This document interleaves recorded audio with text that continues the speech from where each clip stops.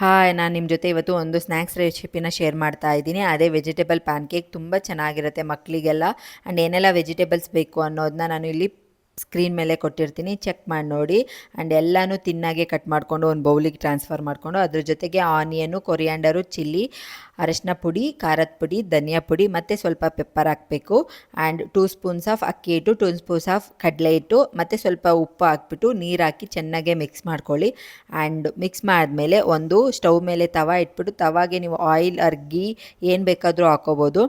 ಬಿಸಿ ಆದಮೇಲೆ ನಿಮಗೆ ಯಾವ ಶೇಪಲ್ಲಿ ಬೇಕೋ ಆ ಶೇಪಲ್ಲಿ ಇಟ್ಬಿಟ್ಟು ಅದನ್ನು 5 ಮಿನಿಟ್ಸು ಪ್ಲೇಟ್ ಮುಚ್ಚಿಬಿಟ್ಟು ಬೇಕ್ ಮಾಡಿ. ಆ್ಯಂಡ್ ಟರ್ನ್ ಮಾಡಿ ಕೂಡ ಇನ್ನೊಂದು 5 ಮಿನಿಟ್ಸ್ ಬೇಕ್ ಮಾಡಿದ್ರೆ ರುಚಿಯಾಗಿರೋ ಪ್ಯಾನ್ಕೇಕ್ ತುಂಬ ಚೆನ್ನಾಗಿ ರೆಡಿ ಆಗುತ್ತೆ. ಆ್ಯಂಡ್ ಇದನ್ನು ನೀವು ಮಿಂಟ್ ಚಟ್ನಿ ಜೊತೆ ಅಥವಾ ಸಾಸ್ ಜೊತೆ ಕೂಡ ತಿನ್ಬೋದು. ಸಖತ್ತಾಗಿರುತ್ತೆ. ಒಂದ್ಸಲಿ ಟ್ರೈ ಮಾಡಿ ನೋಡಿ. ಮಕ್ಕಳು ಯಾರೆಲ್ಲ ವೆಜಿಟೇಬಲ್ಸ್ ತಿನ್ನಲ್ವ ಈ ಥರ ಮಾಡಿಕೊಟ್ರೆ ತುಂಬ ಚೆನ್ನಾಗಿ ತಿಂತಾರೆ. ಸೊ ಟ್ರೈ ಮಾಡಿ ಹೇಗಿತ್ತು ಅಂತ ನನಗೆ ಕಮೆಂಟ್ ಮಾಡಿ.